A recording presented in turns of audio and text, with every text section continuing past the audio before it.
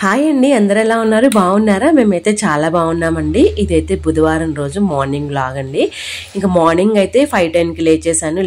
లేవగానే fresh up అయిపోయి కిచెన్లోకి అయితే వచ్చానండి. అయితే నేను ముందు రోజు బియ్యం అవి కడిగేసుకుని పెట్టుకుంటాను, కిచెన్ అంతా నీట్గా పెట్టేసుకుంటాను కాబట్టి మార్నింగ్ లేవగానే నాకు అంత పనిగా అనిపించదండి. అంటే లేవగానే కిచెన్లోకి రాగానే ఫ్రెష్గా అనిపిస్తుందండి. ఎందుకంటే మనం ఈ రొటీన్ నుంచి అయితే మనం స్కిప్ అవ్వలేం కదా, మనం చేయాల్సిన పనే కాబట్టి, ఇది రోజు చేసే యాక్టివిటీ కాబట్టి మనం కిచెన్ను క్లీన్గా చేసి పెట్టేసుకుంటే మార్నింగ్ మనకి హాయిగా ఉంటుందండి. ఇంకా సహస్రాకి మధ్యాహ్నం లంచ్లోకి అయితే కర్రీ ముందు రోజు నేను లాంగ్ బీన్స్ కట్ చేసుకుని పెట్టేసుకున్నాను కదండి ఫ్రిడ్జ్లో. అవి ముందు రోజు కట్ చేసుకోవడం వల్ల నాకైతే టైం కూడా అంత టైం పట్టలేదు కర్రీ చేయడానికి. ఎందుకంటే ఈ లాంగ్ బీన్స్, ఈ బెండకాయలను కొంచెం ఫాస్ట్గా కట్ చేయగలుగుతాం కానీ బీన్స్ చాలా టైం పడుతుందండి. ఇక అందుకని ముందు రోజు కట్ చేసుకుని ఫ్రిడ్జ్లో పెట్టేసుకున్నాను కదా, అవైతే తీసి బయట పెట్టేసుకున్నానండి. ఆ కర్రీ చేద్దామని చెప్పేసి ఆ కర్రీలోకి ఆనియన్స్, టమోటాస్ అవి అయితే కట్ చేసుకొని రెడీగా చేసేసుకుంటున్నానండి. కర్రీలోకి నేను అల్లం వెల్లుల్లి పేస్ట్ కానీ మసాలాలు ఏమి వేయకుండా ప్లెయిన్గా చేస్తాను, చాలా బాగుంటుంది. ఇంకా ఉదయం 9:30కి తనకి బ్రేక్ఫాస్ట్ బ్రేక్ అయితే ఉంటుంది కదండి. బ్రేక్ఫాస్ట్లోకి అయితే ఇక నేను ముందు రోజు కాదండి, అంటే ఎక్కువ నేను చపాతీ పిండి ముందు కలుపుకుంటాను కదా, ఇవాళ మాత్రం నేను అప్పటికప్పుడు కలిపేసుకున్నాను అండి. ముందు రోజు కలపడానికి నాకైతే టైం చాలేదు. పైగా నేను అనుకోలేదండి చపాతీ చేద్దామా వద్దా అనుకుంటా చపాతీ పిండి అయితే కలపలేదు. సో ఉదయం లేవగానే చపాతీ పిండి అయితే కలిపేసుకున్నానండి. ఈ చపాతీ పిండితో పాటుగా కాంబినేషన్ తనకైతే కర్రీ ఏం చేయలేదండి. ముందు రోజు నేను చేసేసుకున్నాను కదా కొబ్బరి చట్నీ, అదైతే పెట్టిద్దాం అనుకున్నాను బాక్స్లోకి. తనకైతే కొబ్బరి చట్నీ చాలా బాగా నచ్చిందండి. ఇంకా చపాతీ అని కొబ్బరి పచ్చడి అయితే తనకి బ్రేక్ఫాస్ట్కి అయితే డిసైడ్ అయిపోయాను పెట్టిద్దామని చెప్పేసి. ఇంకా ఇవాళ వీడియోలో అయితే ఒకటైతే షేర్ చేసుకుందాం అనుకుంటున్నాను. నేను యాక్చువల్గా ఎప్పుడు భయపడుతూ ఉంటానన్నమాట ఆ విషయం గురించి. చాలా అంటే చాలా భయం అండి నాకు కూడా. చూడ్డానికి నా మాటలు వింటుంటే ఫ్రెండ్స్ కూడా ధైర్యం ఎక్కువ అనుకుంటారు కానీ నా అంతా భయపడే అంత వాళ్ళు ఎవరు ఉండకపోవచ్చేమో అనిపిస్తూ ఉంటుంది. చిన్నప్పటి నుంచి నాకు కొంచెము, అంటే జనరల్గా ఎవరికైనా దెయ్యాలన్నా ఏవైనా కొంచెం భయం ఉంటుంది. నాకైతే ఇంకా అసలు ఎక్కువే అనమాట, ఇంకా ఎక్స్ట్రా భయమే ఉంటుందన్నమాట. అందుకనే చిన్నప్పుడు మా అమ్మ కూడా ఇట్లా చిన్న చిన్న గల్లీలు, కాలనీస్లో గల్లీలు అట్లాంటివి ఉంటాయి కదా, అట్టయితే పంపించరు అనమాట. పంపించిందంటే నేను సాయంత్రానికే నాకు హెల్త్ బాగోదు, అందుకని అమ్మ అయితే ఎక్కువ పంపించరండి. ఆ అమ్మ అంటది తొందరగా ఎఫెక్ట్ అయిపోతుంది నీకు అని చెప్పేసి అంటారు. అందుకనే అవాయిడ్ చేస్తూ ఉంటారు. రిలేటివ్స్ ఉన్నా కూడా పంపించడానికి అయితే అవాయిడ్ చేస్తూ ఉంటారు.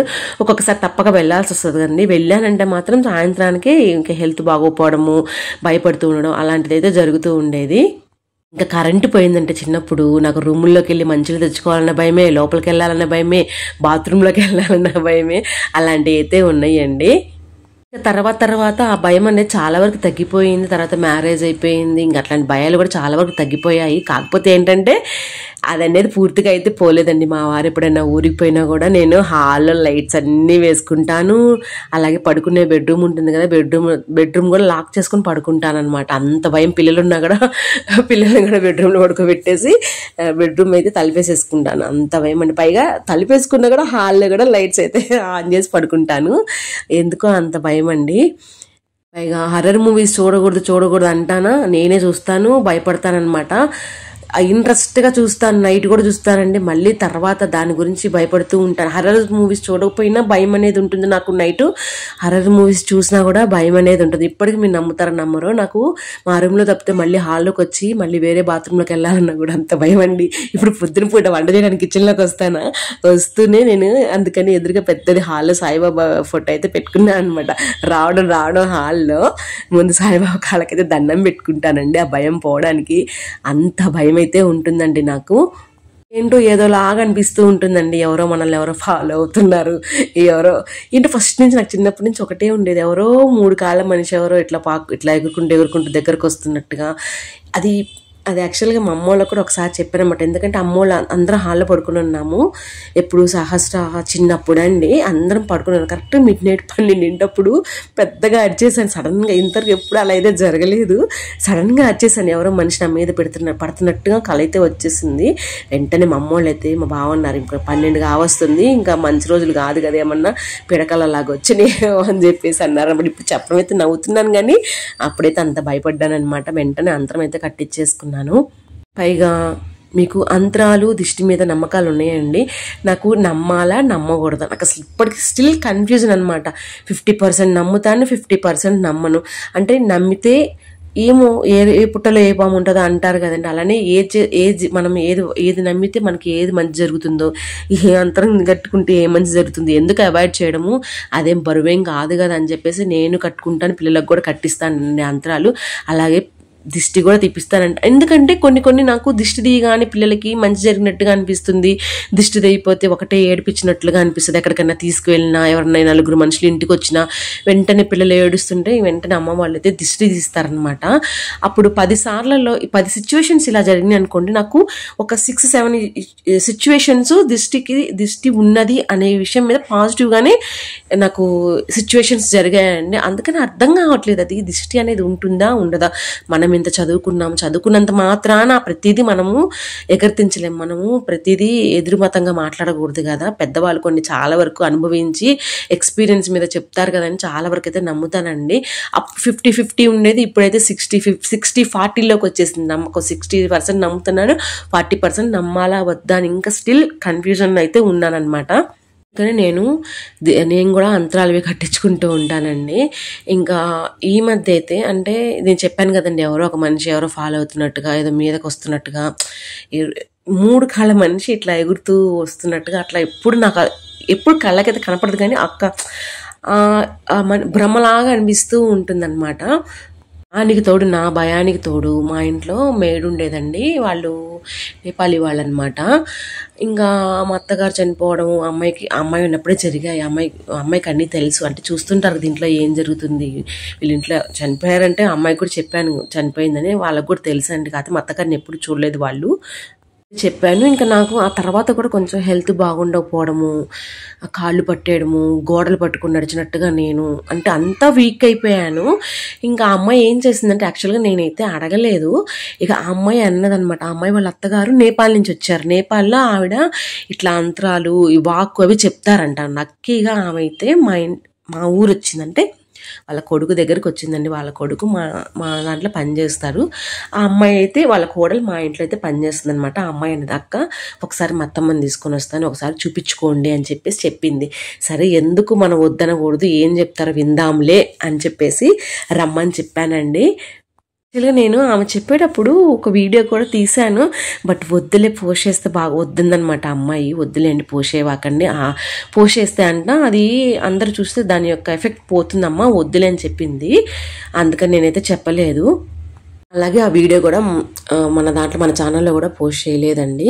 ఎందుకులే మళ్ళీ వాళ్ళు చెప్పిన తర్వాత మళ్ళీ ఎదురు చెప్పడం ఎందుకులే అని నేనైతే అది డిలీట్ చేసేసాను. ఉన్న దగ్గర నుంచి గబక్కని పోస్ట్ చేస్తాను, వద్దులని డిలీట్ చేసేసాను. ఇక తనైతే చెప్పిందనమాట, దాన్ని చేపెట్టుకొని చెప్పింది. అలాగే మా అత్తమ్మది ఫోటో అయితే మా వారి ఆఫీస్ రూమ్లో పెట్టానండి. ఇప్పటి వరకు అయితే నేను ఎవరితో షేర్ చేసుకోలేదు, నేను డైరెక్ట్గా మన యూట్యూబ్లో అయితే పెట్టేసేసాను. ఫోటో అయితే అత్తమ్మ రూమ్లో ఉన్నదనమాట. అంటే ప్రతి నెల మాసకం అయితే చేయాలి కదా, నెల మాసకము ఉంటాయి కదా, మరి ఇక్కడ చేసుకోవాలి కదా అని చెప్పేసి మా వారైతే ఫ్రేమ్ అది ఇంట్లో పెట్టేశారనమాట, నెల మాసకం చేసేవాళ్ళు. సో ఆ ఫ్రేమ్ అయితే మా వారి రూమ్లో పెట్టేశాను. యాక్చువల్గా నిజంగా చెప్పాలంటే నాకేదో తెలియని భయం, నాకేదో 6th సెన్స్ లాగా ఆ ఫోటో పెట్టిన దగ్గర నుంచి మా వారు రూమ్లోకి కూడా నేను వెళ్ళండి, మీరు నమ్ముతారో నమ్మరో, లైట్ ఉంటే కూడా అది కూడా మా వారు ఉంటే ఒక అడుగు వేస్తాను, కానీ అసలు ఆ రూమ్లోకి పోను నేను. ఇంకా మార్నింగ్ లేసినప్పుడు ఆ రూమ్లో లైట్ ఆఫ్ చేసి ఉంటుంది కదా, ఇంకా నేను హాల్ పాసేజ్ ఉంటుంది కదా, పాసేజ్లో పెద్ద లైట్ వేసి పడుకుంటాం అనమాట. ఇంకా ఆ లైట్ ఉండదు కాబట్టి పోతాను, కానీ లైట్ లేకపోతే నేను కిచెన్లోకి కూడా పోలేనండి. ఎందుకంటే ఎందుకునో నాకు ఆ ఫ్రేమ్ పెట్టిన తర్వాత ఇంకా భయం అనేది ఎక్కువైపోయింది అనమాట. మా వారు ఏదన్నా పక్కన రూమ్లోకి వెళ్ళి తెమ్మన్నా కూడా నేను తాను, మీరే వెళ్ళి తెచ్చుకుని లేకపోతే పిల్లల్ని తీసుకొని రమ్మని చెప్తానమాట.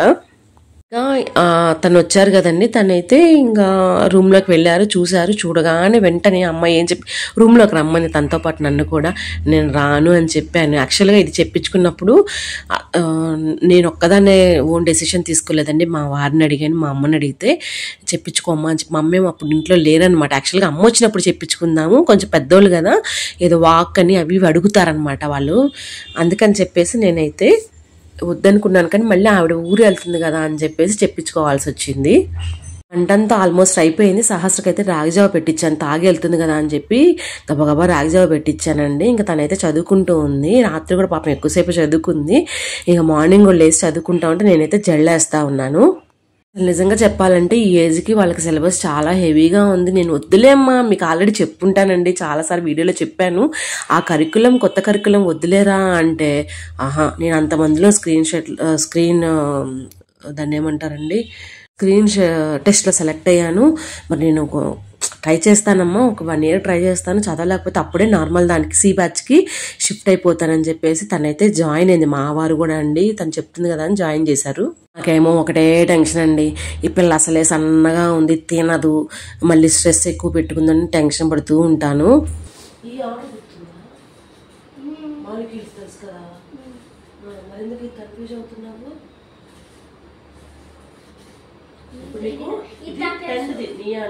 అంటే నీకు పవర్స్ 2, 2, 6 యాడ్ చేస్తే 4 రావాలి, అలా చూసుకో. ఫ్లోరిన్ ఓకే 9 రావాలి, 9 రావాలంటే ఓకే 1 S P అంతేగా, S2 5 ఇదన్నీ ఇక్కడి నుంచి గుర్తుపెట్టుకో. బోరాన్ నుంచి 1, 2, 3, 4, 5, 6 స్టార్ట్ అవుతుంది, 1 స్టార్ట్ P స్టార్ట్. చాలా మంది పేరెంట్స్ పిల్లల లెవెల్ అంటే వాళ్ళ కెపాసిటీ తక్కువ ఉన్నా కూడా వాళ్ళ మీద స్ట్రెయిన్ అయితే పెడుతూ ఉంటారండి. నాకు మా పాప చదవగలిగిద్ది కానీ నాకు భయం అనమాట. ఎందుకులేమ్మా వద్దన్నా కూడా అస్సలు విందనమాట. ముందు నాకు ఇంపార్టెన్స్ ఏంటంటే వాళ్ళు హెల్తీగా ఉండాలి, ప్రెజర్ లేకుండా, టెన్షన్ లేకుండా హ్యాపీగా చదువుకోవాలని చెప్పేసి నేనైతే ఆలోచిస్తూ ఉంటానన్నమాట. ఆ పిల్లేమో అది హెవీ సిలబస్ అని నాకు చెప్పాలన్నా చెప్పకూడదు, కొన్ని మళ్ళీ కాపీరైట్ గానే ఏమన్నా పడతాయి అని చెప్పేసి నేనైతే క్లియర్గా చెప్పడం లేదు. నా బాధ అనమాట. వద్దులేమ్మన్నా ఇంకెన్నిసార్లు చెప్పిన అది బాధ అండి. ఆ బాధ మీతో ఇలా అయితే షేర్ చేస్తున్నాను అనమాట, దాని కరికులం గురించి. ఇంక ఇక్కడ సహస్ర అయితే స్కూల్కి వెళ్ళిపోయిందండి. శ్రీనిక అయితే పూరి, నాకు ఇవాళ ఫుల్ పూరి కావాలండి, దానికైతే పూరి చేసి ఇచ్చేసి మా వారికి అయితే సాలడ్కి అన్ని కట్ చేసుకుంటున్నా అండి. ఆల్రెడీ ఒకసారి మార్నింగ్ లేవగానే రాగిజావ సహస్రతో పాటు తాగేసాను, నాకు మళ్ళీ తాగాలనిపిస్తుంది అండి. ఇంకా మా వారికి సాలడ్ చేస్తూ నేను మళ్ళీ ఒక హాఫ్ గ్లాస్ కూడా కాదండి, ఒక పావు గ్లాస్ అయితే మళ్ళీ రాగిజావ పోసుకొని తాగేస్తున్నాను. ఇంక దోశకి అయితే పెట్టేసుకుంటున్నాను అండి, అంటే దోశ పిండి లేదు, అందుకని బియ్యము మినపూండ్లు అయితే నానేసుకుంటున్నాను. కనీసం ఒక 5-6 గంటల నానితే మధ్యాహ్నానికి పిండి వేసుకుందాంలే అని చెప్పేసి దోశ బియ్యం అయితే నానబేసేసుకొని కడిగేసుకొని పక్కన పెట్టేసుకుంటున్నాను. ఇంకా పోతే ఇందా చెప్పాను కదండి, అది నా ఎక్స్పీరియన్స్. ఇంకా ఆమె రూమ్లోకి వచ్చి నన్ను రమ్మంటే ఏం కావాలమ్మా మేము ఉన్నాను రాలే అని చెప్తే సర్లే అని వెళ్ళాను అనమాట. వెళ్ళగానే ఇంకా ఆమె ఒకటే అంది, ఆమె నిన్నే చూస్తుందమ్మా, నిన్ను చూస్తున్నట్లు నీ వైపే చూస్తుంది. నాకు యాక్చువల్గా ఈ వాయిస్ ఓవర్ నేను రూమ్లో వండిస్తున్నా అండి, పిల్లలు బయట డిస్టర్బెన్స్ అవుతుందని చెప్పేసి. మా వారేమో వారు మీటింగ్లో ఉన్నారు, పిల్లలేమో హాల్లో ఆడుకుంటూ ఉన్నారనమాట. నేను రూమ్లో వాయిస్ ఓవర్ ఇస్తున్నాను కానీ టెన్షన్గానే ఉంటుంది, ఒళ్ళు జలదరిసిపోతుంది అనమాట. ఆమె నీ వైపే చూస్తుందమ్మా అని చెప్పేసి అంటుంది. అయితే కొంచెం కాయిన్స్ ఒక 5 రూపీస్ 11 రూపీస్ కాయిన్స్ అయితే ఆవిడ ఫోటో మీద పెట్టించిందని, మా అత్తగారి ఫోటో మీద అయితే పెట్టించారు. అలాగే దండం పెట్టుకోమని చెప్పింది అనమాట. నేను అంటే ఏదైనా తప్పు చేసినా క్షమించు, అట్లా వాళ్ళు ఏదన్నా కానీ అమ్మ ఆ ఒక్క మాట చెప్పేసి దండం పెట్టుకోమ్మా అని చెప్పేసి చెప్పింది. నేనైతే అలానే పెట్టుకున్నాను. ఇంకా అలా పెట్టుకుని మనసులో కూడా అనుకున్నాను, నేనేం చేశానో నాకు అన్నీ తెలుసు, దండం పెట్టుకున్నాను. ఇప్పుడైతే టైం 4:45 అయిపోయింది అనమాట. ఇంకా స్కూల్ ట్యూషన్కి వెళ్ళే టైం అయింది. ఇంతకు డ్రెస్ మార్చుకోలేదు, రాగిజావ తాగలేదు, పొద్దున్న తాగమని ఇచ్చాను కదా, అక్కడ సగం పెట్టేసిపోయిందండి. తను వెళ్ళిన తర్వాత చూశాను. ముందు చూసుంటే కనుక చూస్తుంది నన్ను, ముందు చూసుంటే కింద తీసుకొచ్చి ఇచ్చేదాన్ని తెలుసా. అంకుల్ని 5 minutes ఆగమని చెప్పి తాపించి పంపించాను. టైం అయిపోయింది, లిక్విడ్ కొంచెం ఎంతసేపు తాగుతావు, జోక్ కాదు సీరియస్. ఇప్పుడు దాని పనిష్మెంట్ అనమాట. ఇంకా దాంట్లో పాలు వేడి వేసి కల్పించేస్తున్నాను. ఇప్పుడు అది తాగితేనే ట్యూషన్కి పంపిస్తా, లేదంటే వాళ్ళ డాడీకి కంప్లైంట్ చేస్తానమాట. సో ఇప్పుడైతే తనకి రెడీగా పెట్టాను, రాగిజావ అయితే ఇచ్చేస్తానంటే తనని పంపించేస్తాను, వదిలిపెట్టి వస్తాను. తను రాగిజావ తాగిన తర్వాత ఈ లోపల చిన్నగా గ్రైండర్ కూడా అయిపోతూ ఉంటుంది. ఇంట్లో పిండ్లన్నీ అయిపోయి ఏం లేవండి. దోశలు ఉంటే ఏంటంటే గబక్కని దోశ పోసుకున్నాం, మాకు కూడా ఈజీగా ఉంటుంది. పిల్లలు కూడా సహస్రం నేర్చేసుకుని పోసుకోవడం, అవసరమైతే అదే దోశ పోసేసుకొని పొడేసుకొని ఏదో తింటూ ఉంటుంది. మార్నింగ్ నాకు కొంచెం బ్రేక్ఫాస్ట్ వెతుకునే పని ఉండదు. సో ఇంకైతే పిండి అయితే మెదుగుతా ఉంది. మంచి చేసాము, ఎవరైనా చెడు చేసాము, మీ మనస్సాక్షికి నా మనస్సాక్షికి తెలుసు అని చెప్పేసి ఏదన్నా కానీ చిన్నదాన్ని కాబట్టి నన్ను అయితే నెగిటివ్గా అంటే చెడు దృష్టితో అయితే నా వైపు చూడొద్దని చెప్పేసి దండం పెట్టుకున్నానండి. నేను టెన్షన్ పడుతూ ఉంటే ఆవిడైతే ఏం కాదులేమ్మా, అంత చెడు దృష్టితో అయితే చూడట్లేదులే, అంతరాలు అయితే కడతానని చెప్పేసి ఇంకా నాకు అంతరం కట్టింది, పిల్లలకు కూడా కట్టించానండి. ఎందుకంటే మా చిన్న పాప బాగా, రెండో పాపదే శ్రీనిక అండి, బాగా ఆమె చనిపోయిన దగ్గర నుంచి ఒక నెల నుంచి అనమాట ఏడుపు పడింది. ప్రతిదానికి ల్యాక్ చేయడము, ప్రతిదానికి చిన్న విషయానికి కూడా ఏడవడము అలా చేస్తుంటేనే అమ్మ ఆల్రెడీ ఊళ్ళో తాయిత కట్టించుకొని తీసుకొచ్చారు. సరే ఎట్లాగే ఇవి చెప్తున్నారు కదా అని చెప్పేసి మళ్ళీ ఆవిడకి కూడా చూపిస్తే అన్నదనమాట, ఈ పాపను బాగా ఏడిపిస్తుందమ్మా అని చెప్పేసి. నాకు భలే బాధేస్తుందండి.